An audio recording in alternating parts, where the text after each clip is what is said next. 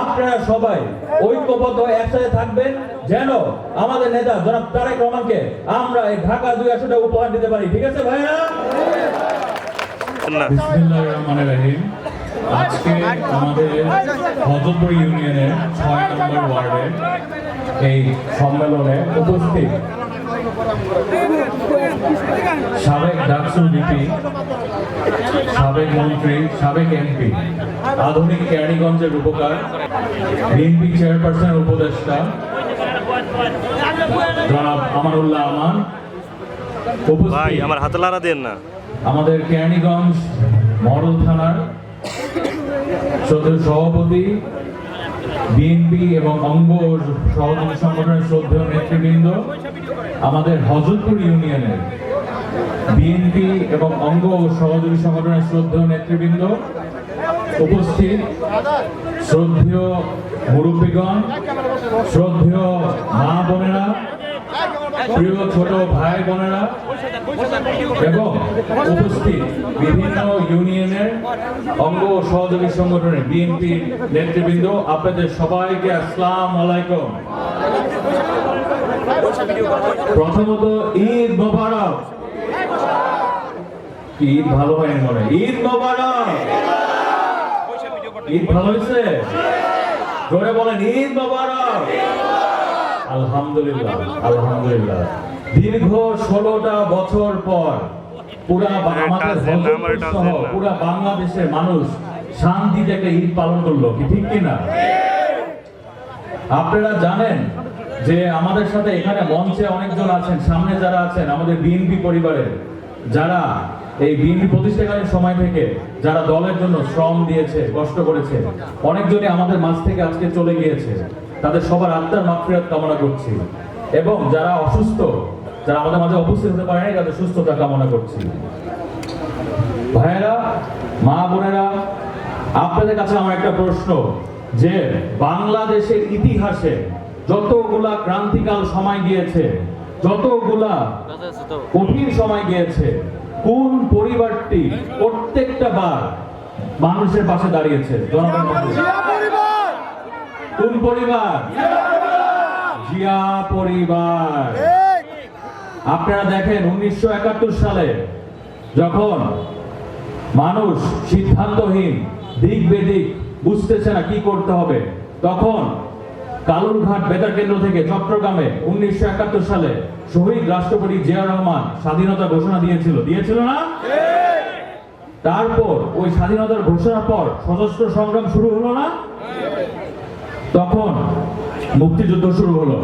মুক্তিযুদ্ধ শুরু হওয়ার পর 30 লক্ষ শহীদ, 2 লক্ষ মা বোনের ইজ্জতের বিনিময় আমরা স্বাধীনতা পেয়েছিলাম। সেই স্বাধীনতা কিন্তু শহীদ রাষ্ট্রপতি জিয়া রহমান স্বাধীনতা ঘোষণা থেকেই পেয়েছিলাম, ঠিক কিনা? তারপর আপনারা দেখেন 1990 সালে যখন এরশাদ, স্বৈর শাসক এরশাদ অস্ত্রের জোরে বিএনপিকে ক্ষমতা থেকে হটিয়ে ক্ষমতা দখল করলো, তখন কে আবার হচ্ছে মানুষের পাশে দাঁড়িয়েছিল? কোন নেত্রী? সেই বিএনপি পরিবারের, জিয়া পরিবারের আমাদের বিএনপি চেয়ারপারসন দেশনেত্রী বেগম খালেদা জিয়া আবার জনগণের পাশে দাঁড়িয়ে আপোষহীন আন্দোলন করে আবার কিন্তু বাংলাদেশে গণতন্ত্র এনেছিল, ঠিক কিনা? তারপর আপনারা দেখেন এই যে 16টা বছর গেল, আওয়ামী লীগ যে গণহত্যাকারী, খুনি, ফ্যাসিস্ট সরকার ছিল, তারা ক্ষমতায় আসলো জোর করে, দিনের ভোট রাতে দিয়ে এসে কি করলো? সাথে সাথে সংবিধান বদলালো। সংবিধান বদলায় কি করলো? তাদের অধীনে নির্বাচন হবে, তারাই নির্বাচন করবে এবং তারাই হচ্ছে আবার জিতে আসবে। আপনাদের ভোটের কিন্তু কেউ তোয়াক্কা করে নাই, জনগণের কোনো তোয়াক্কা করে নাই, তাই না?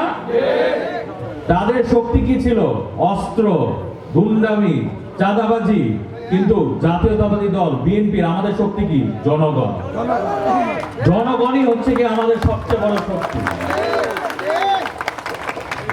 তখন যখন আমাদের দেশে বাক স্বাধীনতা নাই, গণতন্ত্র নাই, ভোটাধিকার নাই, মানবাধিকার নাই, তখন আমাদের দলের ভারপ্রাপ্ত চেয়ারম্যান জনাব তারেক রহমান, উনি জনগণকে নিয়ে আন্দোলন সংগ্রাম শুরু করলো। সেই 16 বছর আন্দোলন সংগ্রামে আমাদের নেতা জনাব তারেক রহমানের নেতৃত্বে আমাদের নেতা জনাব ইলিয়াস আলী গুম হয়েছে। আমাদের নেতা জনাব চৌধুরী আলম গুম হয়েছে, আমাদের ছাত্র নেতা সুমন গুম হয়েছে, এইভাবে আমাদের বিএনপির অসংখ্য নেতাকর্মী গুম হয়েছে, খুন হয়েছে। তাদের সবার আত্মার মাগফিরাত কামনা করছি এবং যারা অসুস্থ তাদের সুস্থতা কামনা করছি।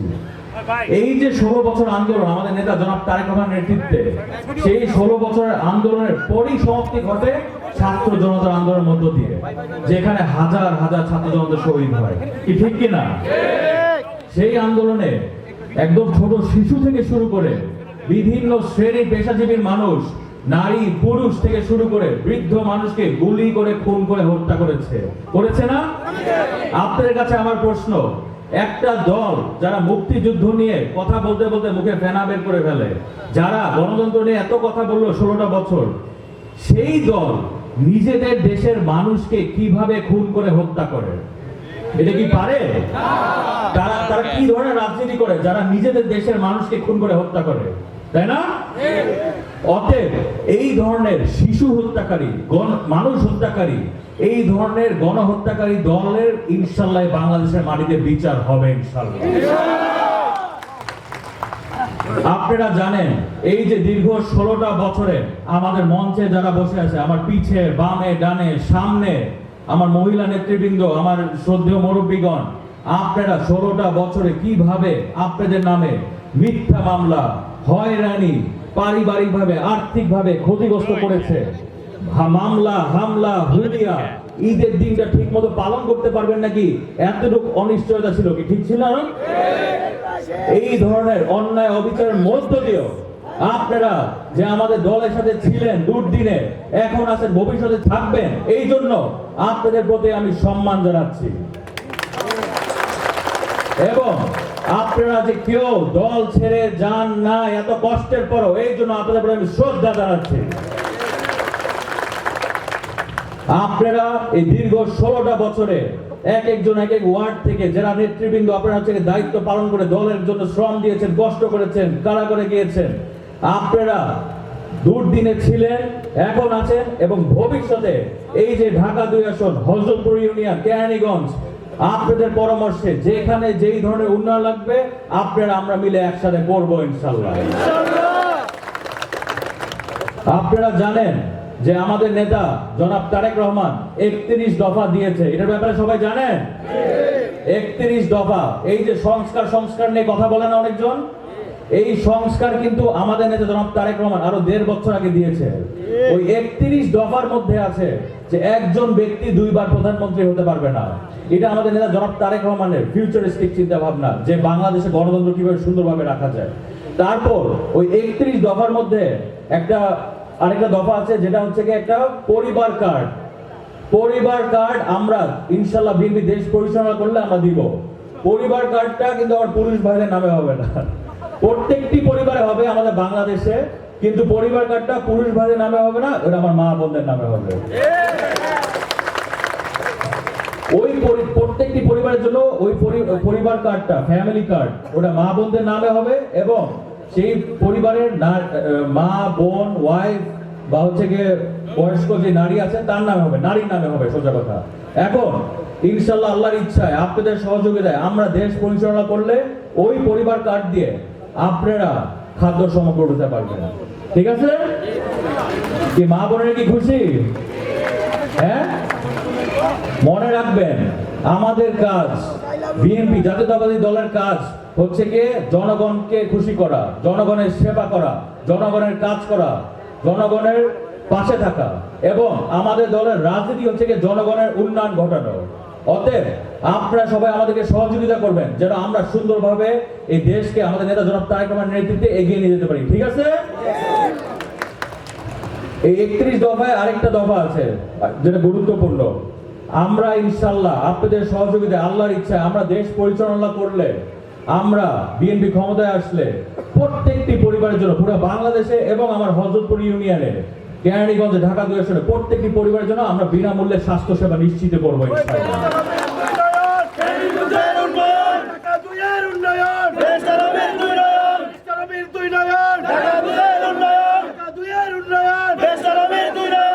তারপর 31 দফায় আরেকটা বলি, আপনাদের যারা হচ্ছে কি আমার ছোট প্রিয় ভাইয়েরা বোনেরা যারা হচ্ছে কি এখন পড়াশোনা করছেন, আল্লাহর ইচ্ছায় আমরা দেশ পরিচালনা করলে আপনাদের সহযোগিতায় আমরা শিক্ষিত বেকার ভাতা 1 বছরের জন্য প্রদান করব ইনশাআল্লাহ। ওইটা আপনাদের গ্র্যাজুয়েশন থেকে চাকরি না পাওয়া পর্যন্ত 1 বছরের মধ্যে সেই শিক্ষিত বেকার ভাতা আমরা প্রদান করব আমরা দেশ পরিচালনা করলে ইনশাআল্লাহ। এবং আমাদের নারীদের জন্য, আমার মা বোনের জন্য আপনাদের যে মর্যাদা, আপনাদের যেভাবে রাখা উচিত এই দেশে, আপনারা যেভাবে চলবেন মাথা উঁচু করে, সেই মর্যাদা এবং সেই ব্যবস্থা আমরা ইনশাআল্লাহ করে দিব আপনাদের জন্য। ভাইয়েরা, আপনারা জানেন যে দীর্ঘ 16টা বছরে আন্দোলন সংগ্রাম হয়েছে বাক স্বাধীনতার জন্য, গণতন্ত্রের জন্য, ভোটাধিকারের জন্য, মানবাধিকারের জন্য আমাদের নেতা জনাব তারেক রহমানের নেতৃত্বে। এখন আমরা সংগ্রাম করছি আমাদের নেতা জনাব তারেক রহমানের নেতৃত্বে রাষ্ট্র কাঠামো মেরামতের জন্য। অতএব আপনাদের প্রত্যেককে ঐক্যবদ্ধ হয়ে একসাথে থাকতে হবে। কারণ মনে রাখবেন, আমাদের নেত্রী বলেছেন এবং আমাদের নেতা জনাব তারেক রহমান বলেছেন যে সুদৃঢ় ঐক্যই রুখে দিতে পারে সকল ষড়যন্ত্র। আপনারা আমরা মিলে এই ঢাকা 2 আসন, কেরানীগঞ্জ, হযরতপুর ইউনিয়নকে একটি সন্ত্রাস মুক্ত, একটি নারী নির্যাতন মুক্ত, একটি চাঁদাবাজি মুক্ত এবং একটি সুন্দর শিক্ষিত এলাকা আপনারা আমরা একসাথে গড়ে তুলবো, ঠিক আছে? এবং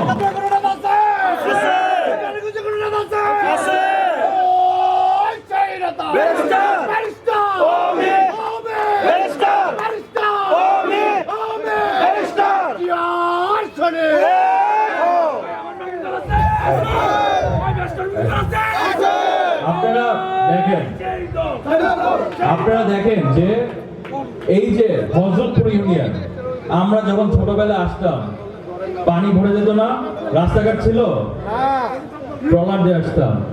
তারপর এই যে টিটিসি টেকনিক্যাল ট্রেনিং সেন্টার পুরা কেরানীগঞ্জে এই হযরতপুর ইউনিয়নে হয়েছে না? তারপর শহীদ রাষ্ট্রপতি জিয়াউর রহমান স্কুল, কলেজ, এগুলো কারা করেছে? হসপিটাল, এগুলো কারা করেছে? এটা কেন বলছি জানেন? 16টা বছরে গণহত্যাকারী, খুনি, ফ্যাসিস্ট যে সরকার ছিল তারা ইতিহাসকে বিকৃত করে দিয়েছে, ইতিহাসকে বিকৃত করে দিয়েছে। এখানে আমাদের মুরব্বীরা যারা আছে, আমাদের মা বোনেরা যারা আছে, তারা হয়তো হচ্ছে গিয়ে জানে যে হচ্ছে গিয়ে কিভাবে কেরানীগঞ্জ আজকে কোথা থেকে কোথায় আসলো। কিন্তু যারা আমার প্রিয় ছোট ভাইয়েরা যাদের বয়স 18 বা হচ্ছে 20 বা 30, তারা কিন্তু হচ্ছে গিয়ে জানে না যে কেরানীগঞ্জ আজকে কোথা থেকে কোথায় এসেছে, কি ঠিক কিনা? এই জন্য আপনাদের দায়িত্ব যে এই যে কেরানীগঞ্জে যে গ্যাস ঢুকেছে, বিদ্যুৎ, তারপর যে পাওয়ার স্টেশন, তারপর digital telephone, digital exchange line, এখানে যে আমাদের মন্ত্রী ছিল ব্যারিস্টার আমিনুল হক, ওনাকে এনে এখানে কিন্তু টেলিফোন লাইন সংযোগ দেওয়া হচ্ছিল। তারপর এখানে যে বসিলা ব্রিজ, তারপরে যে আলিপুর ব্রিজ, ইটাভাড়া আলিপুর ব্রিজ, এই যে ব্রিজটা হয়েছে, এটা হয়ে কি আপনাদের লাভ হয়েছে নাকি ক্ষতি হয়েছে? আপনাদের জমির দাম বাড়ছে নাকি কমছে? না, কারো কারো মনে জমির দাম বাড়ে নাই, তো আপনারা চিন্তা করেন যে এই উন্নয়নমূলক কাজগুলা যেগুলো করেছে সব কিন্তু বিএনপির আমলে হয়েছে, কি ঠিক কিনা? এই উন্নয়নগুলো কারা করেছে? বিএনপি করেছে, খালেদা জিয়া করেছে, আমানুল্লাহ সাহেব করেছে, তাই না? কোন মার্কা করেছে এসব উন্নয়ন? কোন মার্কা?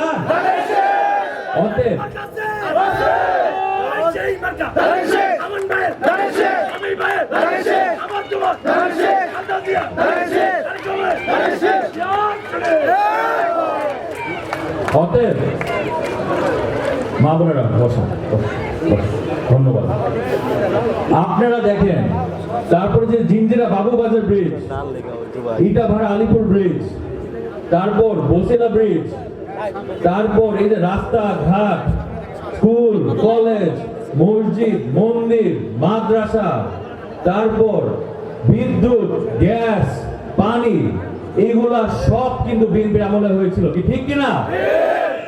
এখন এই 16টা বছরে তারা এই গণহত্যাকারী, খুনি, ফ্যাসিস্ট সরকার কিন্তু ঠিক মতো রিপেয়ারিং কিন্তু করতে পারে না, তাই না? এখন সামনে 18তে আপনারা ভোট দিতে পারছিলেন? এই যে 25-এ মাননীয় প্রধান উপদেষ্টা বলেছে যে নির্বাচন হবে, 25-এর নির্বাচন হবে বা সামনের বছরের সামনে খুব ছোট সময়ের মধ্যে নির্বাচনটা হয়ে যাবে, ঠিক না? সেই নির্বাচনে আমরা বললাম ইনশাআল্লাহ আল্লাহর ইচ্ছায় আমরা দেশ পরিচালনা করলে, বিএনপি ক্ষমতায় আসলে আমরা খোলামোড়া কামরাঙ্গীরচর ব্রিজটা করে দেবো ইনশাআল্লাহ।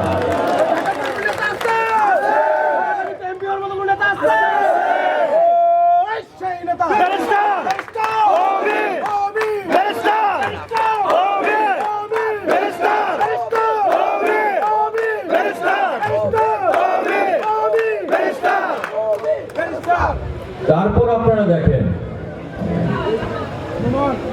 এই যে হযরতপুর ইউনিয়নকে কিভাবে হচ্ছে আরো সুন্দর করে সাজানো যায়। আপনারা যারা ওয়ার্ডে আমাদের নেতারা আছেন, যারা 16 বছর ধরে কষ্ট করেছেন, আন্দোলন সংগ্রাম করেছেন, আপনাদের পরামর্শে আপনাদেরকে নিয়ে আমরা প্রত্যেকটি ওয়ার্ডে যেখানে যেই ধরনের উন্নয়নমূলক কাজ দরকার, আমাদের যেখানে আমাদের জনগণের সুবিধা হবে, যেই সব গঠনমূলক কাজ দরকার, সেগুলো আমরা একসাথে করবো, ঠিক আছে?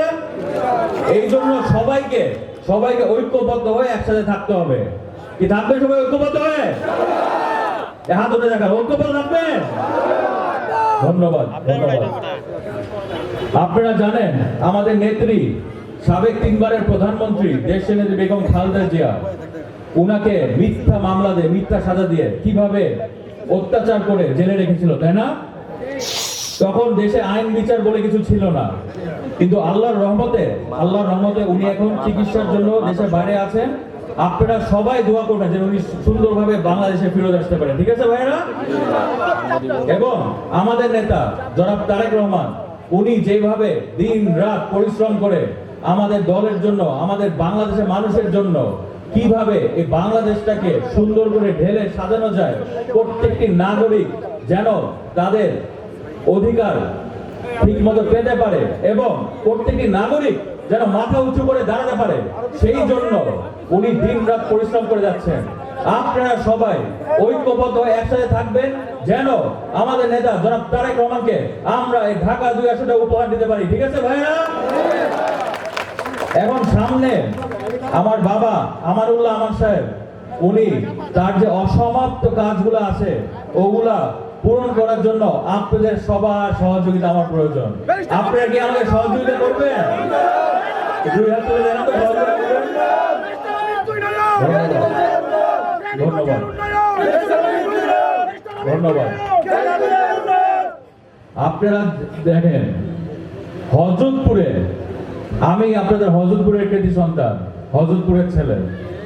91-তে হযরতপুরে আপনারা যেভাবে আমার বাবা আমারুল্লাহ আমান সাহেবের জন্য ইলেকশন করেছেন, নির্বাচন করেছেন এবং পুরো হযরতপুরের ভোটটা যখন আপনারা দিয়েছিলেন, আমি আশা করি আপনাদের ছেলে হিসাবে, আপনাদের হযরতপুরের সন্তান হিসাবে আপনারা একইভাবে আমার সাথে সেভাবে হচ্ছে কি নির্বাচন করবেন, ঠিক আছে? এবং আপনাদের সাথে আপনাদের যেই কোনো ধরনের সমস্যা, যেই কোনো ধরনের অসুবিধা এবং আপনাদের ওখানে যেই কোনো ধরনের কাজ যেগুলো হচ্ছে উন্নয়নমূলক কাজ, যেগুলো আমরা লাগবে আপনাদের সুবিধার জন্য, সেগুলা আমি আজকে ওয়াদা করে দিলাম, এগুলা ইনশাল্লাহ আমরা দেশ পরিচালনা করে দিব ইনশাল্লাহ।